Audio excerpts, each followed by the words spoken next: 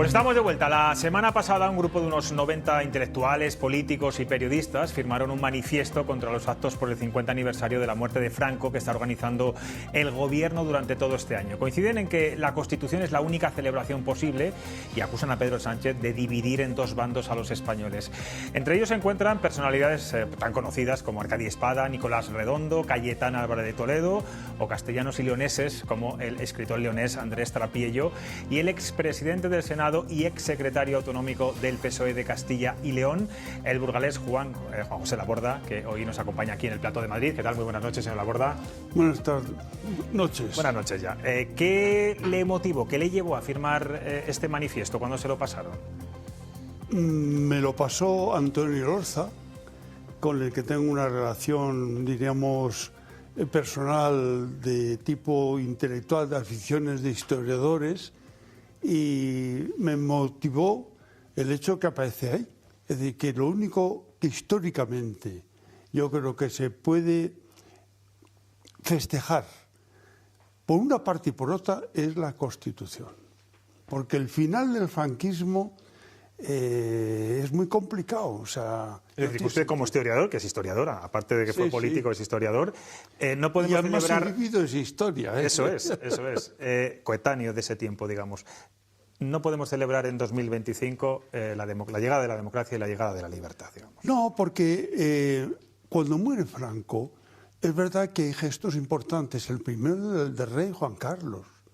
El rey jura o es proclamado por las Cortes y luego está, digamos, una especie de acto religioso, y mientras en el acto en las Cortes eran pues las Cortes franquistas, con lo que hace el rey en la basílica es invitar, por una parte, a Giscard d'Estaing, presidente de Francia, a Walter Scheel, que era presidente de Alemania, el duque de Edimburgo y el vicepresidente Rockefeller de los Estados Unidos. Es decir, es un contraste total entre lo que ha pasado el día anterior, en donde ha asistido Pinochet y Imelda Marcos, y el otro acto, que es un acto, digamos, de cercanía a los adalides de la democracia. Pero claro, el año 76, y diría yo hasta octubre del 77, cuando se firman los pactos de la Moncloa, cuando se aprueba simultáneamente la Constitución, los pactos y la Constitución se publican en el boletín el mismo día. Y en ese momento se decide crear una ponencia para crear la Constitución.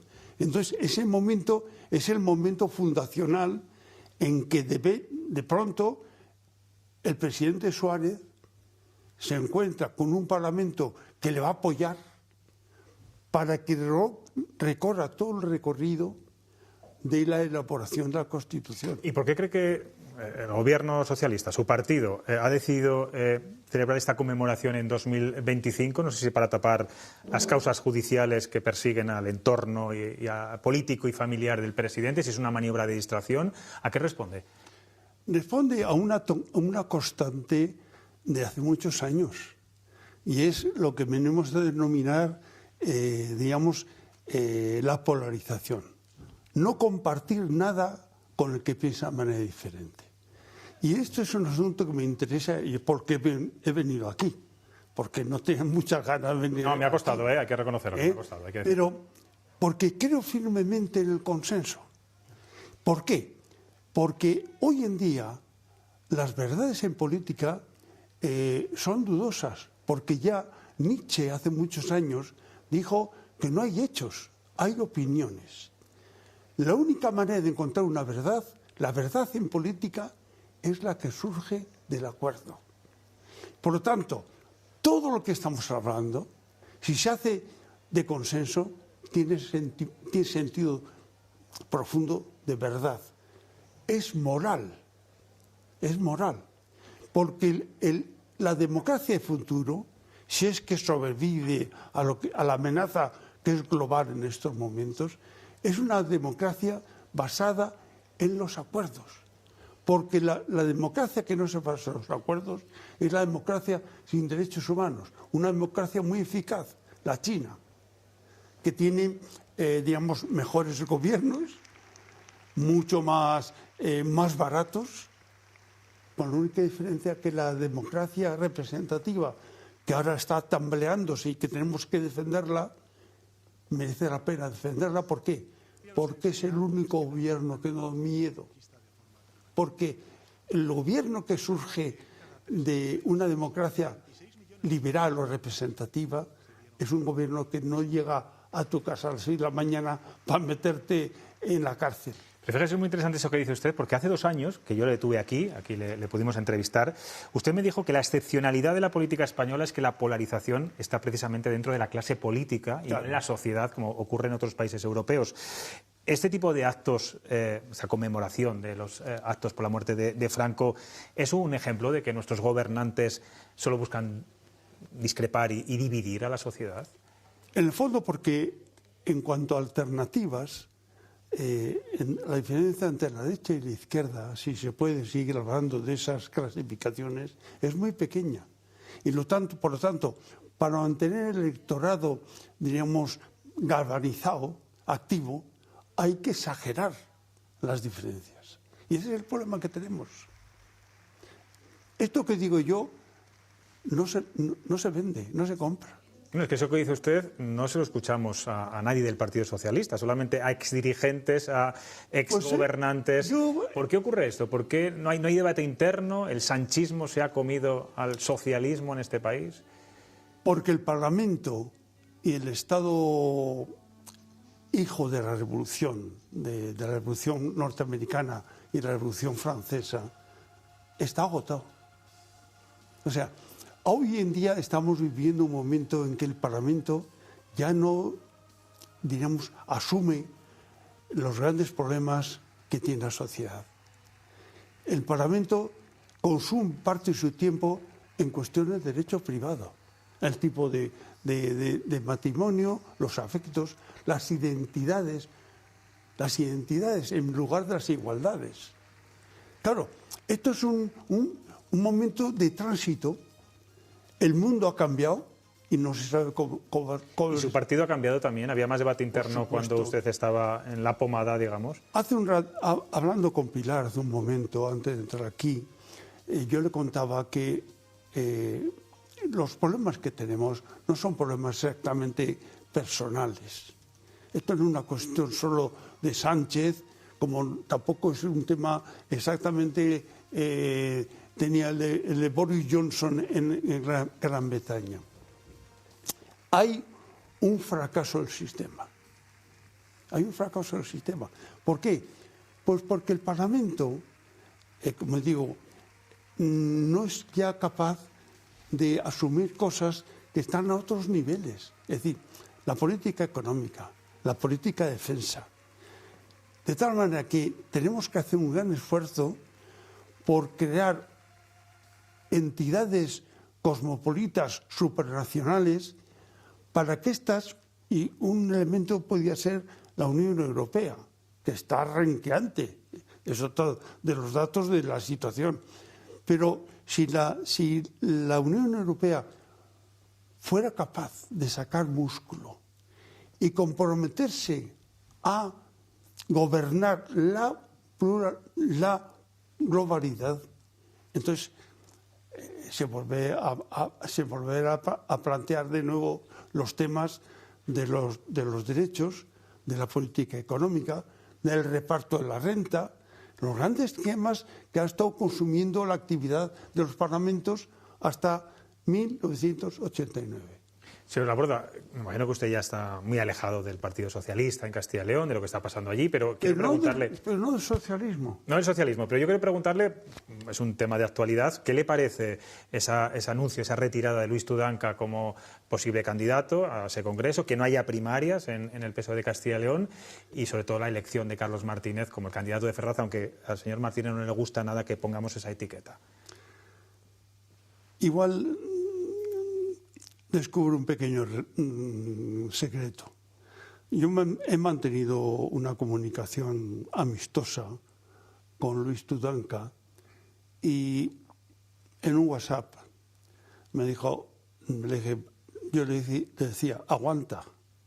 Aguanta, Luis, ¿no? Y me dijo, no ha sido posible. Porque me dijo, bueno, para sus términos, porque los capitanes no le dejan. no se han atrevido.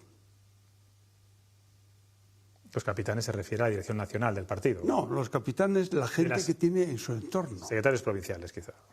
La gente suya. Esto es consecuencia de este otro elemento que es el tema de las primarias. Eso es lo que en este momento es un destructor. Son diabólicas para un partido. Es tremendo. En el fondo es una importación cuando en los años 80 Europa se queda sin referentes políticos. Se importa todo Estados Unidos. La comida basura, la novela buena y la mala, pero todo es alemán, digo, americano. Entre otros, el tema de las primarias. Las primarias, ¿qué ha supuesto? Ha supuesto que hoy en día el líder de cualquier partido con primarias, y está extendido en toda Europa, no está controlado por ninguna institución intermedia. Felipe González tenía que responder a su ejecutiva, al Comité Federal, al Congreso. Por eso los comités federales de la época González duraban 2 días y lo ponían, perdone el nombre, lo ponían a parir. Ahora no pasa nada. Hay un pequeño ejemplo, ¿no? El gran problema que tuvimos nosotros como miembros del Partido Socialista era que el 1 y el 2 se llevaban mal. Alfonso y Felipe. Felipe no podía con Alfonso. ¿Por qué? Porque lo elegíamos a la vez. ¿Cuánto tiempo le duró la vicesecretaria general a Sánchez? 1 minuto. Lastra le dijo, no me gusta porque no tienes confianza en mí, dimite, y se marchó. Es un poder omnímodo, es un poder omnímodo. Por lo tanto, no entremos... Los políticos, eso lo decía hace mucho tiempo Lord Acton, aquello que decía, el poder es malo, corrompe. El poder absoluto corrompe absolutamente. Y la tercera frase que dice Lord Acton es, porque todos los líderes normalmente son malas personas. Es importante ver esto. ¿Por qué? Porque estar en un nivel de poder implica siempre la tentación, exageradamente, a matar al que está creando de problemas. Por eso es tan importante que haya estructuras intermedias. Sobre todo el enemigo en casa, ¿no? Siempre suele ser el que está más cerca. Es que señora Albora, el poder es Lutero, y luego Weber, copiado directamente de Lutero, decía que el poder es el diablo. Y es verdad. O sea, el poder es una cosa tremenda. Atención, el poder, la política es la técnica con la que hemos intentado los seres humanos domesticar ese poder. Entonces, claro, yo vengo aquí para predicar esto, porque estoy asustado, muy asustado. Quizá el tener una edad ya como la mía, que me queda poco tiempo para prejubilarme, cuando con 80 años me vea a prejubilar. Claro, la única ventaja que tiene la medicina moderna a personas como yo, a las que todavía no le ha llegado muy rápidamente el Alzheimer, es que ve las cosas en presente. Y visto lo que ha sido la política, que yo he participado intensivamente en la política desde el año 65, que estaba integrado en el Sindicato Democrático de Estudiantes, visto todo eso, me doy cuenta cosas tan elementares como, atención, el poder Incluso el poder en democracia es un peligro. La perspectiva. Por cierto, usted fue secretario autonómico desde 1985, autonómico de Castilla y León, del PSOE, del 85 al 90. Sí. Estos días decía Carlos Martínez, el nuevo secretario autonómico, que él se niega a pensar que Castilla y León sea una comunidad de derechas. ¿Qué ha hecho el Partido Socialista durante estos casi 40 años para no poder gobernar, salvo, bueno, el último ejemplo, fíjese, fue hace 38 con Demetrio Madrid?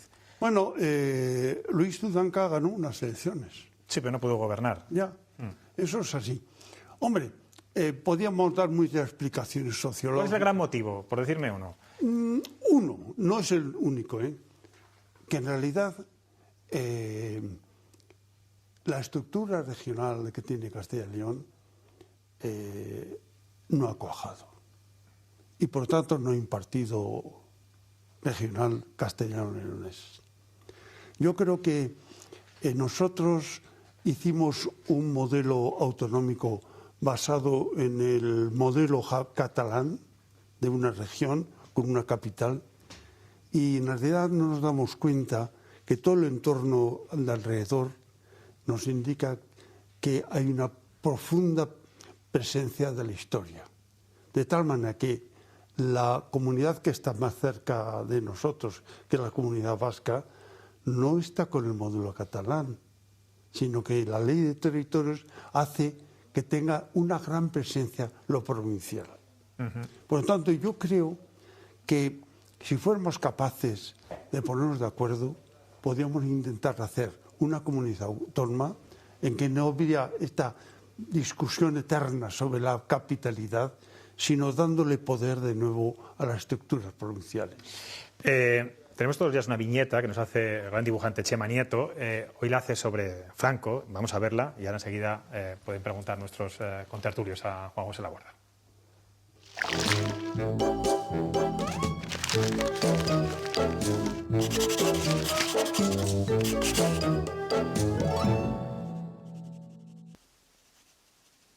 Estos tiempos de inquietud necesitan mucha luz. Fíjate, he abierto la ventana y en un momento se me ha llenado la casa de francos. Hacía muchísimo que no me pasaba. A ver qué hago yo ahora. Salen fatal, me va a tocar lavar toda la ropa, ya verás. Retrocedo a la penumbra y a la actualidad relumbra. Bueno, pues como en la película, la famosa película del Sexto Sentido, en ocasiones veo francos, ¿no? Bueno, Carmen Locinas. ¿Qué tal, señor Laborda? Buenas noches. Aquí estamos. Bueno, Franco murió en la cama y no fue nunca derrocado, ¿no? Nosotros no podemos celebrar un 25 de abril, por ejemplo, como Portugal, ¿no? O sea, no hay un día de la liberación. En ese sentido, la muerte de Franco, nada que... Fijamos el 6 de diciembre. Bueno, sí, lo que le quiero decir es que no ha habido un día de la liberación, por decirlo de alguna manera, ¿no? Y, por tanto, en ese sentido, la muerte de Franco no merece ser festejada. Pero sí que es verdad que es el comienzo, a partir de ahí empieza a moverse todo. Y se mueve algo que, a mi juicio, señor Laborda, fue una hazaña política y sociológica, que es el proceso de la transición que concluyó no solo con la Constitución, sino luego cómo se ha ido adaptando nuestra sociedad a la democracia. Entonces, yo lo que le quiero preguntar es si esto que se está haciendo, todos estos actos, el enfoque adecuado no debería de ser el milagro que supuso, digamos, que todas las fuerzas políticas de un sentido y otro, y todos los poderes fácticos, al final, aunque hubo alguno que discrepó, se pusieran de acuerdo para alcanzar, digamos, ese milagro, como digo, que fue la transición y llegar a la democracia. ¿Se ha hecho la suficiente pedagogía en ese sentido? Los chavales, los institutos, ¿lo estudian lo suficiente? ¿Saben nuestros hijos lo que supuso aquello? Vamos a ver, de hace como quizás 10 años o algo más, ha dejado de interés el que, por ejemplo, profesores, políticos vayan a los institutos, a los colegios y expliquen lo que es nuestro sistema político.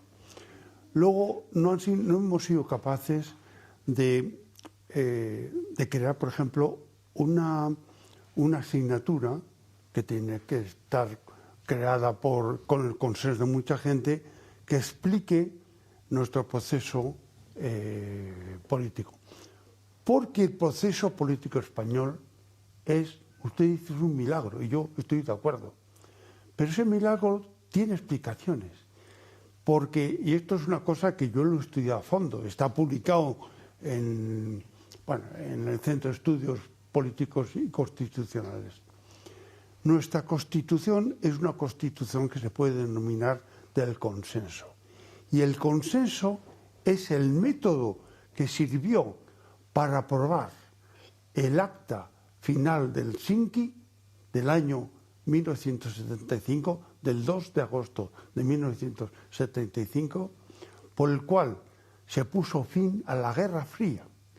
Y Helsinki es muy importante porque Helsinki está todavía hoy vivo a través de la Organización de la Paz y Cooperación en Europa. Está hoy en día con las antenas puestas de cara al tema de Ucrania.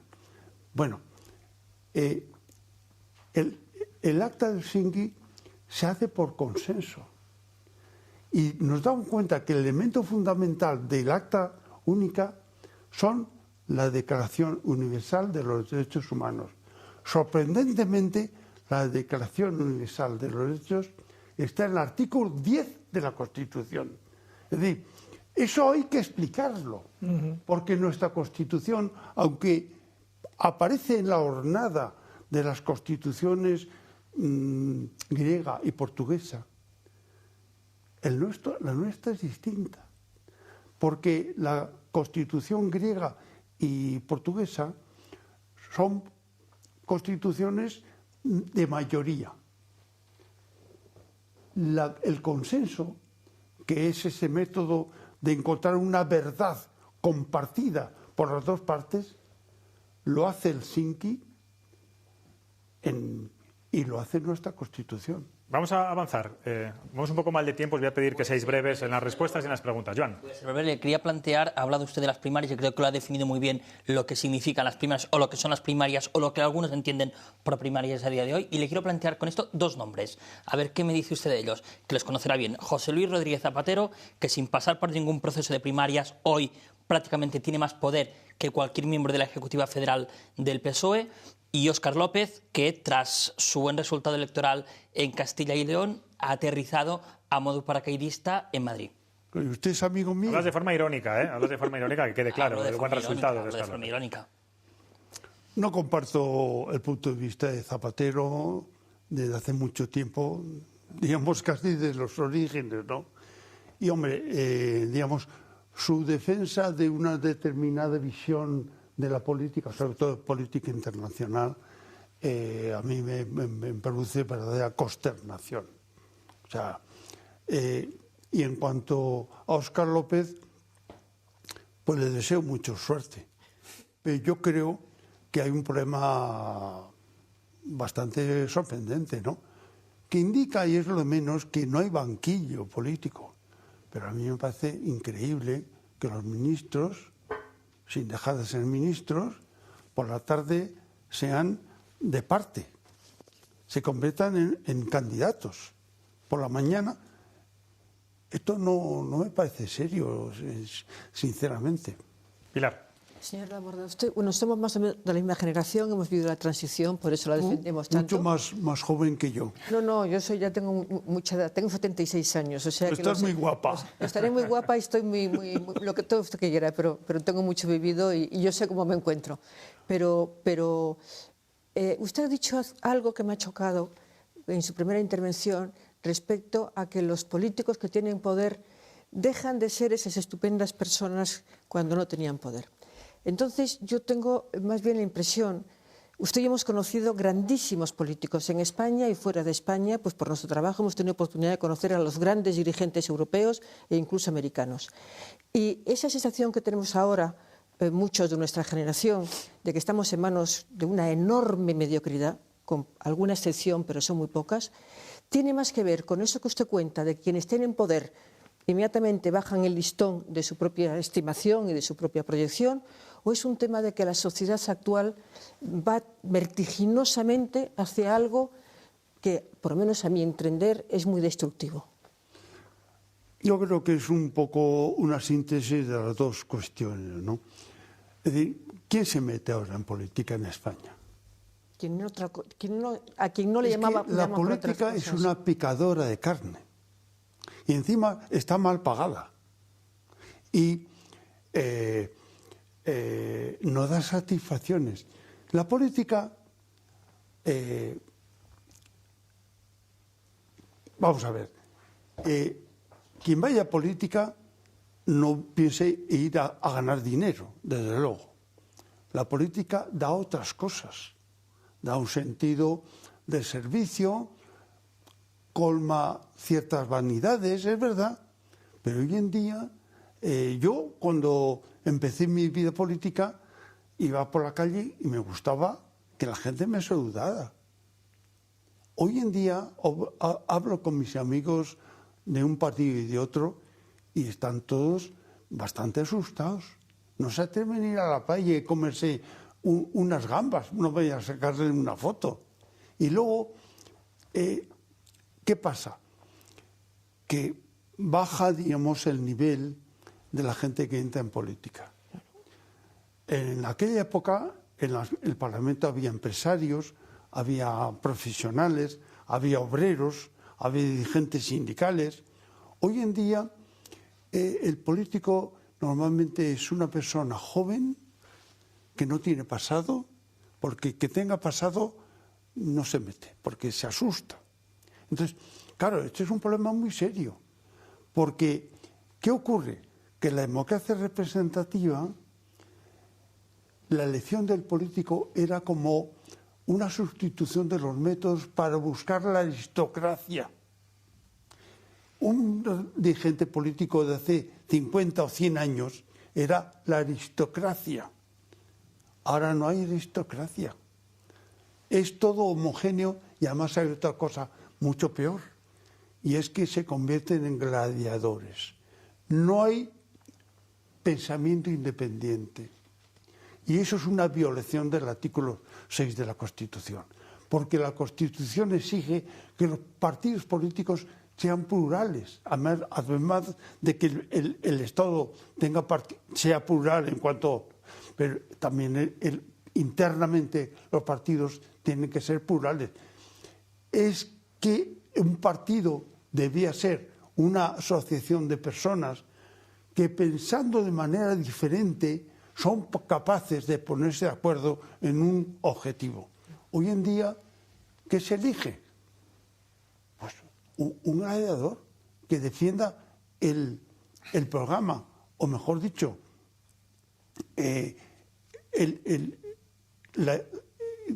¿cómo es? El argumentario. El argumentario. Pues en esa foto que hay detrás está usted, está Felipe González, está Jesús Quijano. Hombre, algo... Señor Arévalo también, algún gladiador había también, pero es verdad que era otro perfil y otro momento. No tenía más pelo, ¿eh? Tenía más pelo, sí, bueno, todo, sí, en fin, menos canas, bueno, ha pasado mucho tiempo. Yo creo que es Magade Pisuerga, esos encuentros que hacía el Partido Socialista en esa localidad palentina. Juan José Laborde, me ha costado que viniera, pero yo creo que ha merecido la pena. Es un placer, como siempre, escucharle. Gracias por estar aquí. Muchas gracias. Gracias. Joan, Pilar, Carmelo, nos vamos. Mañana les vuelvo a ver a las 10 menos 10, como siempre. Les dejo con Me Vuelvo al Pueblo. Adiós.